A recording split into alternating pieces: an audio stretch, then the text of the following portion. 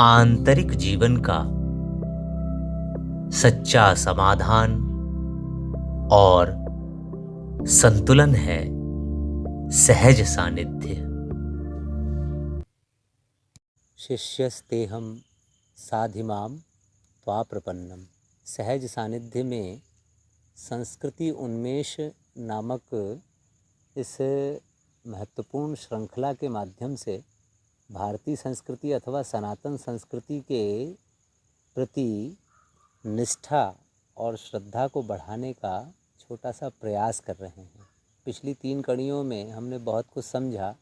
अब इस चौथी कड़ी में हम और आप भारतीय संस्कृति के जो 5 मूल आधार हैं उसमें श्रीमद् गीता के महत्व को आत्मसात करने का प्रयत्न करेंगे। आज हमारी निजी श्रद्धा श्रीमद् गीता के लिए उस दिन बढ़ गई थी जिस दिन हमारे मार्गदर्शक ने हमको यह समझाया था कि बेटे, श्रीमद् गीता एक ऐसा पावन ग्रंथ है जिसका प्रमुख वाचन अर्थात जिस दिव्य ज्ञान के, जिस गुप्त ज्ञान के प्रमुख वक्ता के रूप में स्वयं परात्पर पारब्रह्म श्री कृष्ण ही हैं।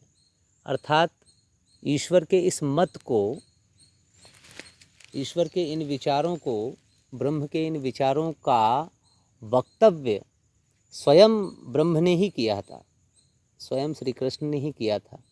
आप इसे सूत्रात्मक रूप से इस तरह भी समझ सकते हैं कि माया और मोह के अधीन जब जीव हो जाता है तो उसकी बुद्धि भ्रमित हो जाती है, भ्रम में पड़ जाती है।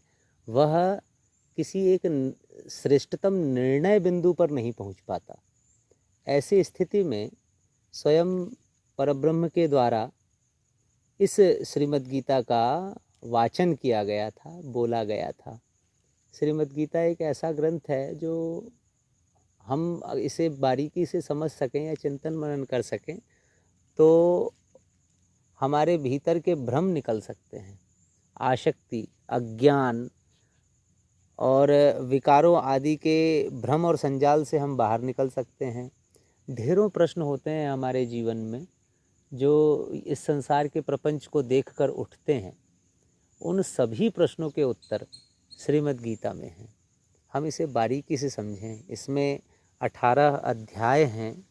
अर्जुन विषाद योग, सांख्य योग, कर्म योग, ज्ञान कर्म संन्यास योग, कर्म संन्यास योग, आत्म संयम योग, ज्ञान विज्ञान योग, अक्षर ब्रह्म योग, राज विद्या, राज गुह्य योग, विभूति योग, विश्वरूप दर्शन योग, भक्ति योग, क्षेत्रज्ञ विभाग योग, गुणत्रय विभाग योग, पुरुषोत्तम योग, देवासुर विभाग योग, श्रद्धात्रय विभाग योग और मोक्ष संन्यास योग।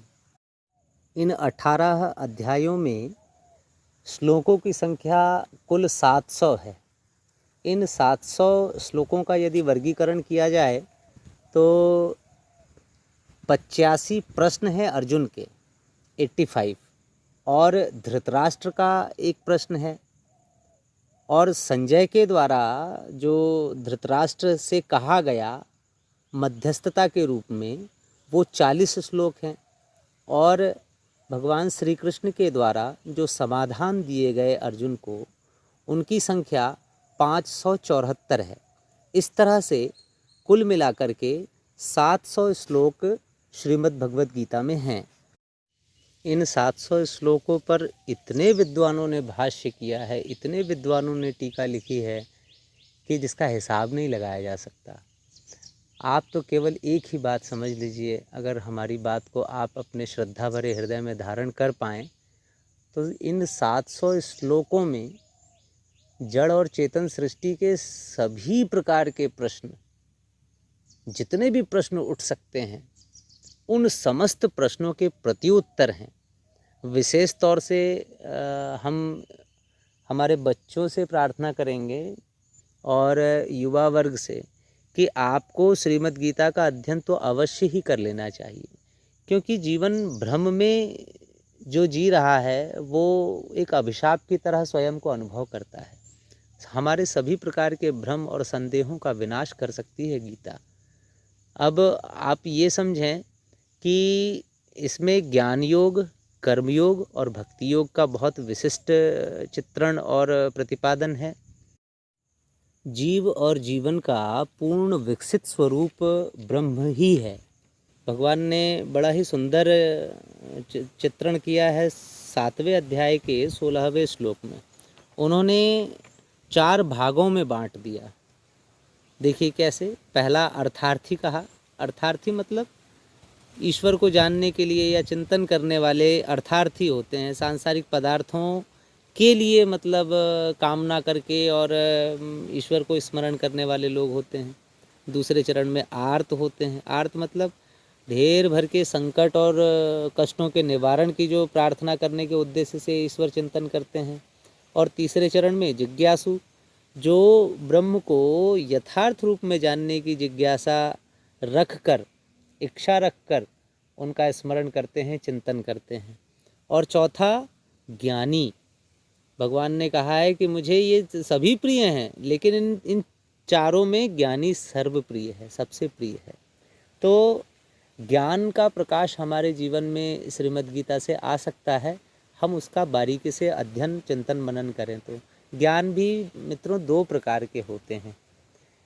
ज्ञान 2 प्रकार के कैसे होते हैं? पहला है आध्यात्मिक ज्ञान और दूसरा है भौतिक ज्ञान। भौतिक ज्ञान के विषय में तो हम और आप सभी जानते ही हैं कि भौतिक संसार के विषय में, बाह्य जगत के विषय में, जिसमें पैसे कमाना है, रोजी रोटी चलाना है, मकान, दुकान, व्यापार चलाना है और सांसारिक व्यवहार करने हैं, रीति रिवाजों को निभाना, ये सब भौतिक ज्ञान कहलाता है। और आध्यात्मिक ज्ञान अंतर आत्मा का बोध होना या अनुभव होना अथवा अलौकिक और पारलौकिक जीवन का परिचय होना और उसका बोध प्राप्त करना, ये आध्यात्मिक ज्ञान कहलाता है। आध्यात्मिक ज्ञान में भी 2 प्रकार के ज्ञान होते हैं। पहला तो वो शब्द प्रधान है और दूसरा भाव प्रधान है। आध्यात्मिक ज्ञान में भी शब्द प्रधान जो ज्ञान है वो केवल शब्दों को रट लिया गया है और उससे ज़्यादा अधिक व्यक्तित्व बन नहीं पाएगा, वो शब्द ज्ञान है।